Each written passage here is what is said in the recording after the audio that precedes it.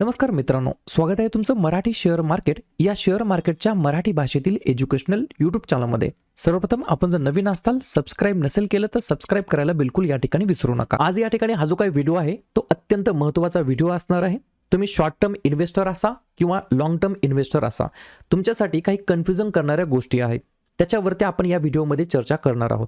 जसं की तुम्हाला माहित आहे, निफ्टी 50चा या ठिकाणी इंडेक्स आहे.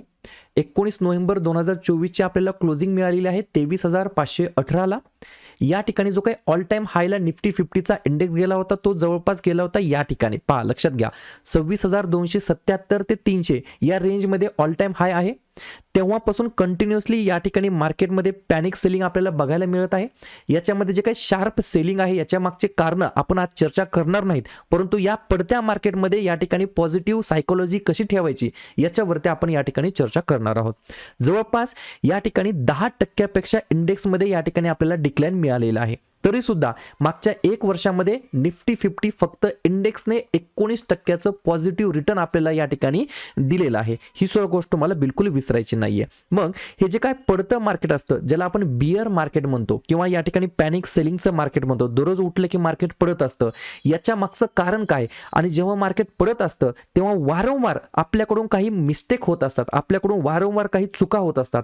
या 8 ते 10 महत्त्वाच्या चुका आहेत ज्या आपल्याला करायच्या नाहीयेत. जेव्हा मार्केट पडत असतं तेव्हा या 8 ते 10 चुका आपल्याला बिलकुल करायच्या नाहीयेत. मग या 8 ते 10 चुका कोणकोणत्या आहेत त्याच्यावरती आपण एकदा नजर टाकणार आहोत आणि प्रत्येक चुकीवरती सोल्युशन काय आहे हे सुद्धा मी तुम्हाला देण्याचा प्रयत्न करणार आहे. आता या ठिकाणी जेव्हा तुम्ही इन्व्हेस्टमेंट करत असता, मग तेव्हा त्याच्यामध्ये कंटिन्युअसली मार्केट या ठिकाणी 1 रुपयापासून ते 100 रुपयापर्यंत जाणार आहे का? तर बिलकुल नाही. मार्केट कसं मूव्ह होणार आहे? कधी up down sideways, down down down, up down sideways, up down, या मुवमेंटमध्ये मार्केट या ठिकाणी वरती जाणार आहे. मार्केट कंटिन्यू खालीच येणार आहे का? नाही. मार्केट कंटिन्यू वरच जाणार आहे का? नाही. जसं आपण या ठिकाणी व्यायामामध्ये अनुलोम विलोम करतो, बरोबर का नाही? श्वास आत आणि श्वास बाहेर, अशा प्रकारे मार्केटचं बिहेवियर असतं. मार्केट 4 पावलं पुढे जातं तर 2 पावलं मागे येतं. अशाच प्रकारे मार्केटची मुवमेंट असते. ठीक आहे.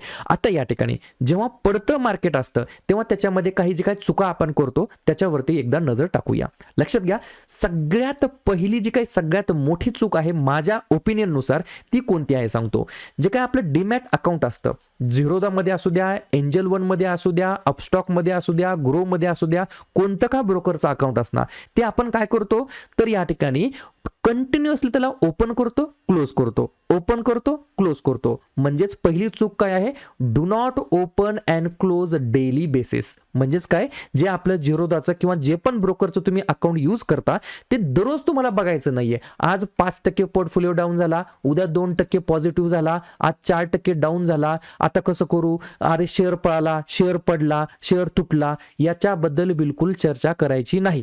किंवा सगळ्यात सोपं, जेव्हा मार्केट पडत असतं सिम्पली लॉग आउट करून ठेवायचं. म्हणजेच आपण काय करतो, याच्यामध्ये विनाकारण आपण बघत असतो, अरे हा शेअर पडला, अरे हा शेअर पडला, मग विनाकारण आपण तो विकायचा विचार करत असतो. त्याच्यामुळे पडत्या मार्केटमध्ये जर तुमच्याकडे एक्स्ट्रा कॉर्पस असेल तर तुम्ही तो या ठिकाणी पुट डाऊन करू शकता मार्केटमध्ये, किंवा निवांत तुम्ही या ठिकाणी जोपर्यंत मार्केटमध्ये पॉझिटिव्ह सेंटिमेंट होत नाही तोपर्यंत या ठिकाणी डीमॅट अकाउंट ओपनच करायचं नाही. ही झाली पहिली चूक.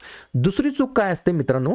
Have minimum 2 demat accounts. आपलं काय होतं माहिती का, आपण एकाच डीमॅट अकाउंट मध्ये काय करत असतो? Buy sell hold, buy sell hold या गोष्टी करत असतो.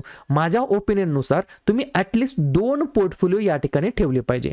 पहिल्या पोर्टफोलिओमध्ये तुम्ही काय केलं पाहिजे, जे तुमचे लॉंग टर्मचे जे काही शेअर्स असतात, जसं की या ठिकाणी सांगायचं म्हटलं, या ठिकाणी कसल्याही प्रकारचं रिकमेंडेशन नाहीये. समजा HDFC बँक असेल, बजाज फायनान्स असेल, डीमार्ट असेल, एशियन पेंट्स असतील, असे जे काही लॉंग टर्मचे जे काही शेअर्स आहेत ते तुम्ही 1 नंबरच्या पोर्टफोलिओमध्ये या ठिकाणी होल्ड करू शकता. 1 नंबरचा जो काही पोर्टफोलिओ असतो किंवा पहिलं जे काही डीमॅट अकाउंट असतं त्याच्यामध्ये तुमचा उद्देश फक्त एवढाच पाहिजे, या ठिकाणी मी जेव्हा जेव्हा शेअर्स पडतील तेव्हा याच्यामध्ये बाय ऑन डिप मी करत जाईल. आणि दुसरं एक डीमॅट अकाउंट जरूर ठेवायचं ज्या ठिकाणी तुम्ही स्विंग पर्पजसाठी याचा यूज करू शकतात. या ठिकाणी या चॅनलवरती कसल्याही प्रकारचं F&O बद्दल बोललं जात नाही. या ठिकाणी फक्त स्टॉक, इक्विटी, कॅश बद्दल या ठिकाणी बोललं जातं. मग दुसऱ्या अकाउंटमध्ये तुम्हाला काय करता येईल, फक्त या ठिकाणी काही शेअर तुम्ही बाय करू शकता, काही सेल करू शकता, काही या ठिकाणी स्विंग पर्पजसाठी यूज करू शकता. असं या ठिकाणी दोन सेपरेट अकाउंट ठेवायचं. एक अकाउंट ज्या ठिकाणी फक्त शेअर होल्ड करण्यासाठी ठेवायचं आणि दुसरं अकाउंट ज्या ठिकाणी तुम्ही छोटे छोटे स्विंग या ठिकाणी कॅशमध्ये ट्रेड करू शकता. तिसरी जी काही चूक असते, पॅनिक सेलिंग. म्हणजे काय, जेव्हा मार्केट या ठिकाणी खाली पडत असतं तेव्हा आपण काय करतो, अरे काल 5% निगेटिव्ह होतं, अरे आज 10% निगेटिव्ह झालं, अरे आज 12% निगेटिव्ह झालं, अजून खूप जास्त जाईल, तोपर्यंत मी काय करतो, सेल करतो. असं बिलकुल करायचं नाही. मी मगाशीच सांगितलं, मार्केटची मुवमेंट एकतर स्ट्रेट वरती किंवा स्ट्रेट खालती असं बिलकुल होत नसतं.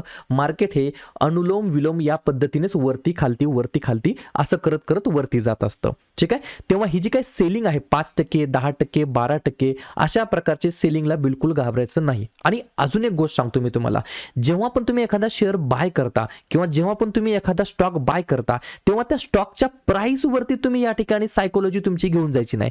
तेव्हा तुम्ही जेव्हा बाय करता तेव्हा त्या कंपनीचा जो काही बिझनेस आहे तो बिझनेस तुम्हाला आवडत आहे का, तो बिझनेस तुम्हाला समजत आहे का, याच्या दृष्टिकोनातून तो शेअर तुम्हाला बाय करायचा आहे, जेणेकरून निगेटिव्ह मार्केटमध्ये आपली जी काही थिंकिंग आहे ती पॉझिटिव्हच राहील. अशा प्रकारचे या ठिकाणी आपल्याला बिहेव करायचं आहे मार्केटमध्ये. चौथी चूक काय आहे, trying to time the market. म्हणजेच काय, समजा आपण चर्चा करत असतो, आज 23,518 ची क्लोजिंग झाली आहे, मी 23,000ला एकदा मार्केट आलं की बाय करतो, किंवा 20,000ला एकदा मार्केट आलं की बाय करतो, किंवा 25,000ला मार्केट गेलं की बाय करतो. असं trying to time the market असं बिलकुल करायचं नाहीये. तुमच्या अकाउंटमध्ये, तुमच्या डीमॅट अकाउंटमध्ये 10 शेअर असू द्या, 15 शेअर असू द्या, 20 शेअर असू द्या, त्या शेअर बद्दल फक्त तुम्हाला बघायचं आहे. तुमचा इंडिव्हिज्युअल स्टॉक तुमच्या घेतलेल्या प्राइस पासून खाली किती आला आहे, त्याच्या मागचं कारण काय आहे. कारण जर या ठिकाणी पूर्ण मार्केटचं सेंटिमेंटमुळे पडला असेल तर त्या ठिकाणी तुम्ही बाय अँड डिप करू शकता. परंतु तुमचा स्टॉक तुमच्या इंडिव्हिज्युअल स्टॉकच्या कारणामुळे पडत असेल तर त्या ठिकाणी कदाचित तुम्ही होल्डचा विचार करू शकता. परंतु बिलकुल या ठिकाणी मार्केटला टायमिंग करायला जायचं नाही. Market is always supreme and supreme. त्याच्यानंतर पुढची चूक काय असते, इग्नोरिंग फंडामेंटल. काय होतं माहितीये, आपण जेव्हा एखादा, आपल्याकडे समजा 2-3 शेअर आहेत बरोबर, त्यातला एखादा शेअर कंटिन्युअसली या ठिकाणी पडत आहे, आज 5%, उद्या 5%, परवा 5% किंवा 4%, 3%, हा कंटिन्यू जेव्हा खाली येत असतो आपण काय करतो, त्याला या ठिकाणी त्याचं जे काही फंडामेंटल असतं त्याच्याकडे आपण दुर्लक्ष करतो. त्याच्यामध्ये काही पॅनिक सेलिंग येत आहे का, FIDI सेल करत आहेत का, पब्लिककडे जास्त माल या ठिकाणी दिला जातोय का, याच्याकडे आपण इग्नोर बिलकुल करायचं नाही बरोबर. त्याच्यामुळे जेव्हा एखादा शेअर पडतो तेव्हा तो मार्केटमुळे पडत आहे की त्याच्या इंडिव्हिज्युअल कारणामुळे पडत आहे हे आपल्याला फंडामेंटल म्हणून लक्षात येतं. त्याच्यामुळे फंडामेंटलला बिलकुल या ठिकाणी निग्लेक्ट करायचं नाही. 6वी चूक काय आहे, ओव्हर लेव्हरेजिंग और जस्ट बाईंग. मी आत्ताच सांगितलं, एखादा स्टॉक या ठिकाणी 900 रुपयाचा असतो, तो 800 रुपये आला आपण बाय करतो, 700 रुपये आला बाय करतो, 600 रुपये आला बाय करतो. असं बिलकुल करायचं नाही. 900चा 800 का येतो याच्या मागचं जर आपल्याला कारण लक्षात आलं, याच्या मागचं जर सेंटिमेंट आपल्याला लक्षात आलं तरच त्या ठिकाणी ऍक्शन घ्यायची. आणि कंटिन्युअसली जी काही फॉलिंग नाईफ असते, आपण म्हणतो ना पडती तलवार, पडता चाकू अंगावरती घ्यायचा नाही, या बिलकुल अंगावरती घ्यायचा नाही बरोबर का नाही. त्याच्यामुळे स्टॉकला पडू द्या, काही हरकत नाही, पडल्यानंतर तो कुठे कन्सोलेशन जातोय का, साइडवेजला जातोय का, त्याच्यानंतर त्या ठिकाणी अप साइडला या ठिकाणी मुवमेंट होती का नाही याच्यावरती लक्ष असलं पाहिजे. त्याच्यानंतर 7वी या ठिकाणी चूक काय होते, making emotional decisions focusing on short term losses. आपण काय करतो माहितीये, आपल्याला एखाद्या स्टॉकमध्ये समजा 70% पॉझिटिव्ह रिटर्न चालू आहे, मग ते 70%चं समजा पूर्ण मार्केटच डाऊन आहे, जेव्हा मग ते 70%चं आपलं 50% वरती येतं, मग आपली सायकोलॉजी काय म्हणते, अरे रे आपले 20% या ठिकाणी गेलेले आहे, 70%ला विकलं असतं तर जमलं असतं, आता या ठिकाणी 50%च आपल्याकडे या ठिकाणी रिटर्न राहिलेले आहेत, आता या 50चे परत 20% होतील, त्याच्यापेक्षा मी 50लाच विकून टाकतो. असं बिलकुल करायचं नाही. मी तुम्हाला सुरुवातीला सांगितलं, तुम्हाला पर्टिक्युलर एखादी कंपनी आवडते, किंवा जसं की तुम्हाला एक फॉर एक्झाम्पल देतो, एशियन पेंट. तुम्हाला माहित आहे मार्केट सध्या पडलं आहे 26,000 27,000 पासून मार्केट 23,000 आलेलं आहे, 10% जास्त क्रॅश झालेला आहे. मार्केट पडलं म्हणून एशियन पेंट आपण वापरणार नाहीत का, घराचा कलर देणार नाहीत का, आपलं घर बांधलं घराला आपण कलर देणार आहेत, किंवा कोणता तरी व्यक्ती रिपेंट करणार आहे, मग तो व्यक्ती किंवा दोन्ही प्रकारचे व्यक्ती असे म्हणणार आहेत का, नाही नाही मार्केट पडलं आहे, एशियन पेंट मी कलर आता घेत नाही, पुढच्या वर्षी लावतो. असं बिलकुल होत नाही. एशियन पेंटचा सेल होत असतो, कलर आपण देत असतो, रिपेंट आपण करत असतो. असं या ठिकाणी आपल्याला विचार करायचा आहे. म्हणजेच शॉर्ट टर्म लॉसेस वरती आपल्याला बिलकुल फोकस करायचा नाहीये. तुम्हाला फक्त लक्षात ठेवायचं आहे तुम्ही घेतलेला स्टॉक तो मार्केटमध्ये वाजवतोय का, तो मार्केटमध्ये चलतोय का, लोकांना त्याची पसंती आहे का, याच्यावरती फोकस ठेवला पाहिजे. त्याच्यानंतरची चूक काय असते, इन्व्हेस्टिंग विदाउट अ स्ट्रॅटेजी और एक्झिट प्लान. आपण एखादा शेअर घेतलाय 200 रुपयाला, आपल्याला तो गेलाय 400 रुपयाला, त्यानंतर 600 रुपयाला, त्यानंतर 800 रुपयाला, त्यानंतर परत 500 रुपयाला आला, परत या ठिकाणी 400 रुपयाला आला. आपल्याला या ठिकाणी काय कळालं तर काहीच कळालं नाही. कसं काय, मी तुम्हाला सांगतो. Investing without a strategy. आपल्याला माहितच नाही ना हा शेअर आपण 200 रुपयाला काय घेतला आहे, 400 रुपयाला गेल्यानंतर का नाही विकला, त्यानंतर 500ला गेला, 600ला गेला, 800ला गेला तरी आपण विकला नाही, 800चा शेअर परत 400 आला तरी सुद्धा आपण विकला नाही. त्याच्यामुळे आपला एक स्ट्रॅटेजी पाहिजे की बाबा आपण समजा एखादा शेअर 200 रुपयाला बाय केला आहे. मी जसं की मगाशी सांगितलं 2 पोर्टफोलिओ पाहिजेत. पहिल्या पोर्टफोलिओमध्ये तुम्ही हा शेअर जेव्हा 200ला बाय करता तेव्हा त्याला विसरून जा. तुम्ही फक्त त्याच्याकडे फक्त क्वार्टरली रिझल्टकडे लक्ष द्या. सेल्स होतोय का, पॅट होतोय का, म्हणजे प्रॉफिट आफ्टर टॅक्स चांगलं येत आहे का, इयर ऑन इयर ग्रोथ होत आहे का, याच्याकडे लक्ष द्या. आणि दुसऱ्या पोर्टफोलिओमध्ये तुम्ही फक्त लक्ष ठेवा 200चा 300 गेला की मी विकणार, त्यानंतर 200चा 300 गेला तुम्ही विकला, तो 300चा 3000 जाऊ द्या, त्याच्याकडे लक्ष द्यायचं नाही. त्याच्यामुळे काय होतं माहिती का, जेव्हा तुमच्याकडे स्ट्रॅटेजी किंवा एक्झिट प्लॅन रेडी असतो तेव्हा त्याच्यामध्ये तुमचा फोमो या ठिकाणी क्रिएट होत नाही. जेव्हा आपल्याकडे स्ट्रॅटेजी किंवा एक्झिट प्लॅन नसतो तेव्हा मग आपलं कन्फ्युजन होत असतं.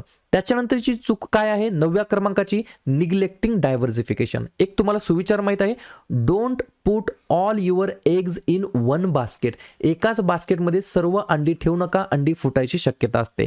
त्याच्यामुळे काय करायचं आहे आपल्याला, लक्षात काय आलं याच्यातून, जे काय डायव्हर्सिफिकेशन आहे ते आपल्याला लक्षात ठेवायचं आहे. एखादा स्टॉक तुम्ही या ठिकाणी रिटेल सेक्टरमधला घेतला, एखादा स्टॉक तुम्ही कन्स्ट्रक्शन सेक्टरमधला घेतला, एखादा स्टॉक तुम्ही केमिकल सेक्टरमधला घेतला, एखादा स्टॉक तुम्ही बँक सेक्टरमधला घेतला, एखादा स्टॉक तुम्ही NBFC सेक्टरमधला घेतला, एखादा स्टॉक तुम्ही कंझ्युमर सेक्टरमधला घेतला.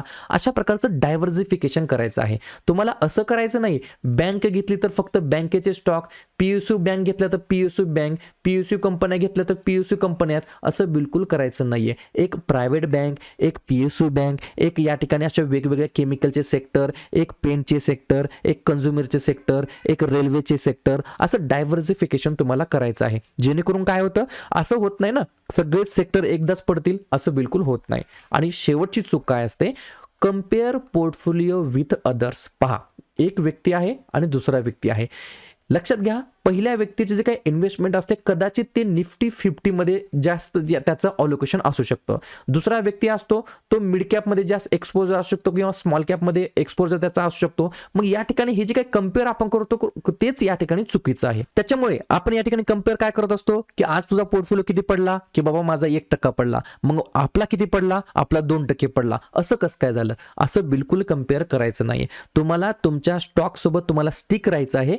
जे काही कम्पेअर करता तुम्ही दुसऱ्यासोबत ते तुमचं चुकीचं कम्पेअर आहे. हा, समजा निफ्टी 50 मधले समजा दुसऱ्याकडे स्टॉक आहेत आणि निफ्टी 50 मधलेच आपल्याकडे स्टॉक आहेत, मग तुम्ही या ठिकाणी कम्पेअर करू शकता, बरोबर का नाही. ऍटलीस्ट असं तरी कंपॅरिझन करायचं आहे. परंतु डायरेक्ट निफ्टी 50चं नेक्स्ट 50 सोबत कंपॅरिझन बिलकुल करायचं नाहीये रिटर्नच्या बाबतीमध्ये. क्लिअर, लक्षात आल्या गोष्टी. तर मला सांगण्याचा आज उद्देश काय होता, हे जे काही मिस्टेक आपण करत असतो बियर मार्केटमध्ये ते आपल्याला करायचं नाहीये. बियर मार्केटमध्ये आपण काय करतो, पॅनिक सेलिंग करतो, एकमेकाचा पोर्टफोलिओ पाहतो, अजून खाली शेअर मिळेल याची वाट बघत असतो, मिळाला शेअर तो तिथून खाली पडला तर अजून पॅनिक सेलिंग करतो. असं बिलकुल करायचं नाही, ओव्हर ॲव्हरेजिंग करायचं नाहीये. क्लिअर. तर या सर्व गोष्टी तुम्हाला जर लक्षात आल्या असतील, व्हिडिओ माझा कन्सेप्ट, माझी जी काही तळमळ आहे तुम्हाला शिकवण्याची, ती जर आवडत असेल तर नक्की व्हिडिओ लाईक करा. एखादा टॉपिकवरती व्हिडिओ पाहिजे असेल तर अवश्य कमेंट करा आणि तुमच्या जवळच्या मित्रमैत्रिणींना हे यूट्यूब चॅनल जरूर शेअर करण्याचा प्रयत्न करा. क्लिअर. व्हिडिओ पाहिल्याबद्दल सर्वांचा अगदी मनापासून आभार आणि धन्यवाद.